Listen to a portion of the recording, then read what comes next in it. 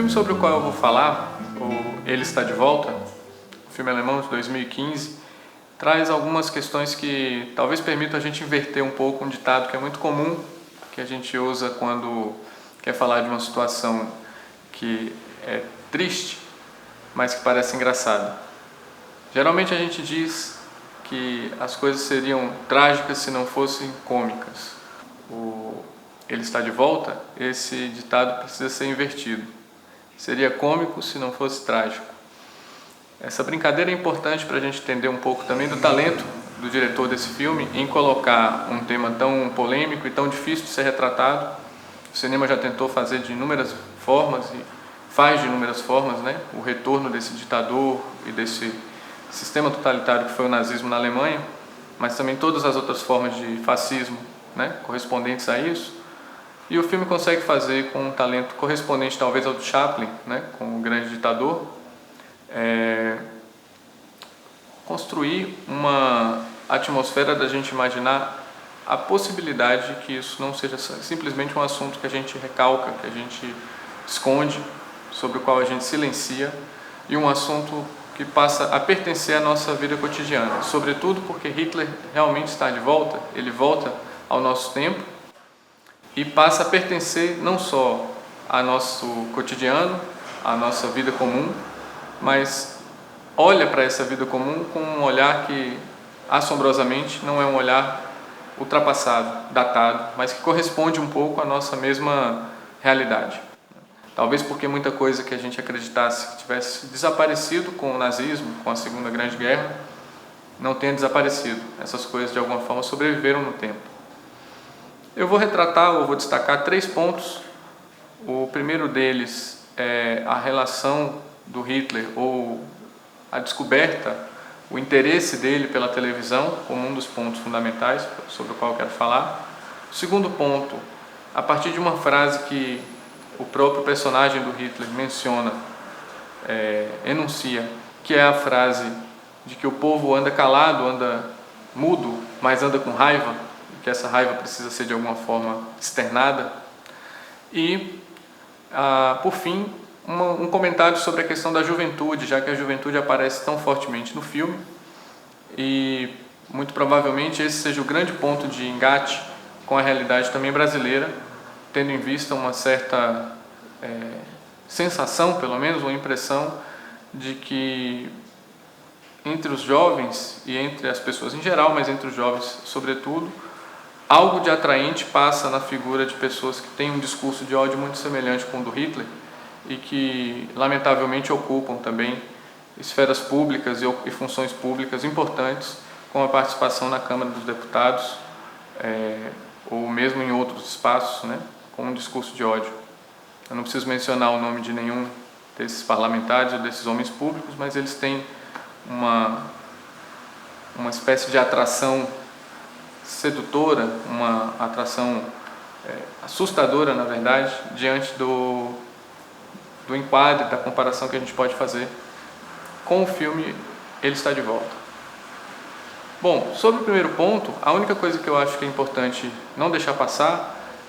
é a atenção e o interesse do Hitler para a função ou para o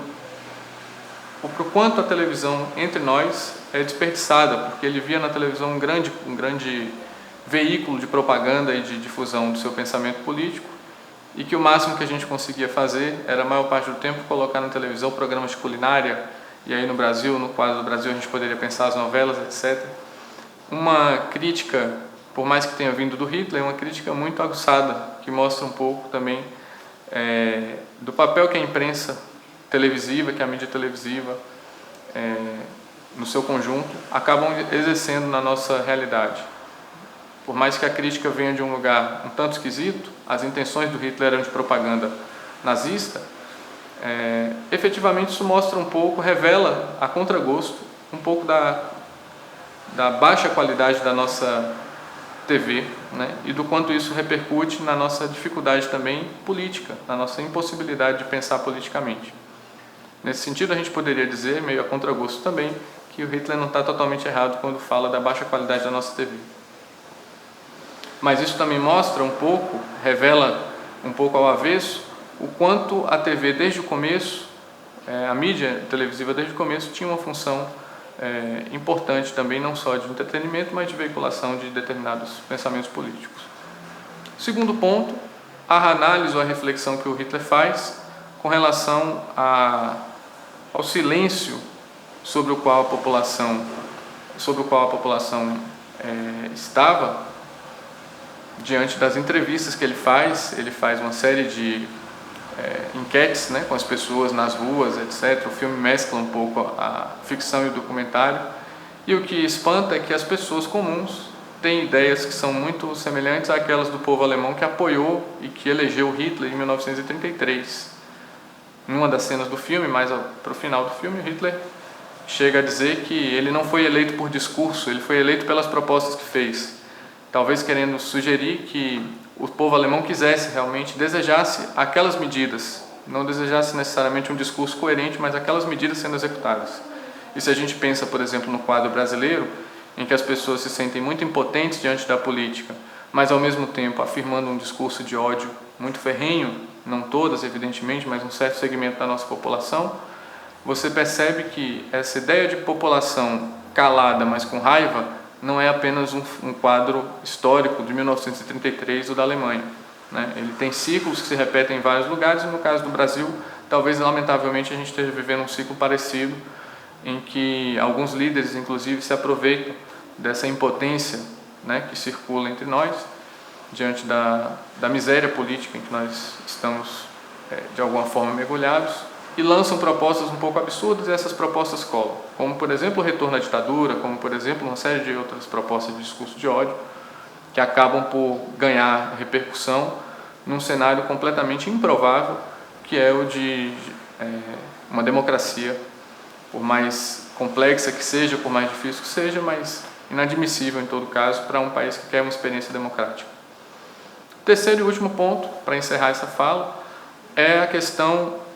da relação entre a juventude e a atração que um discurso como o do Hitler, um discurso de salvação, porque embora a gente possa retrospectivamente perceber que no Hitler